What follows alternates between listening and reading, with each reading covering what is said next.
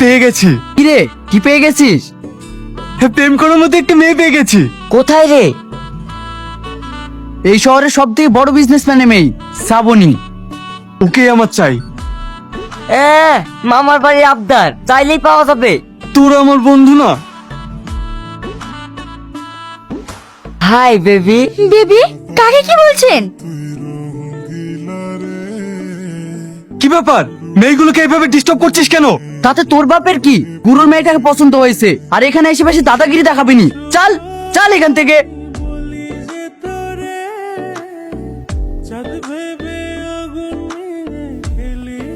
আপনি যদি না থাকতেন তাহলে হয়তো।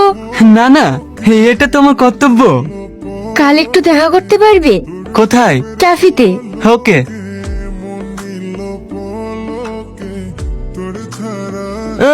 খুশি। এই আমাদের মেয়ে কি করেছি?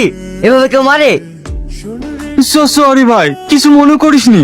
রিয়েলিস্টিকটা আনার জন্য একটু বেশি লেগে গেছে। কি খাবেন বলেন? বলেন বললে কি খাওয়া যায়? তাহলে কি বলতে হবে? বন্ধুদের মধ্যে কেউ লেনদেন করে? সরি, বলো কি খাবে? তুমি খুব লাকি, তাই না? হতাম যদি তোমার মতো মেয়েকে গার্লফ্রেন্ড হিসেবে পেতাম। যদি বলি পেয়ে গেছো? সত্যি? হ্যাঁ। আব্বু। বসো বাপ। তুমি এত বড় ঘরের ছেলে হয়েও এসব কথা মনে রেখেছো? বড়দের সম্মান করা যদি ভুলে যায়, তাহলে বাঙালির কিস্তি কালসারি তো শেষ হয়ে যাবে। আব্বু, আমি ইয়াসিনকে খুব ভালোবাসি, ওকে বিয়ে করতে চাই। এ তো খুব ভালো কথা, এতে আমার কোনো আপত্তি নেই। কিন্তু আমার আপত্তি আছে। এ কথা বলছো কেন? তুমি যে বললে আমায় ভালোবাসো। হ্যাঁ, ভীষণ ভালোবাসি, কিন্তু আমি একজন বেকার ছেলে। কি করে বিয়ে করব? বেকার? তোমার বাপের এত সয় সম্পত্তি, তুমি বেকার হবে কেন? কিন্তু আমি তো কিছু করি না। তোমার মানবতা দেখে আমার খুব ভালো লাগলো।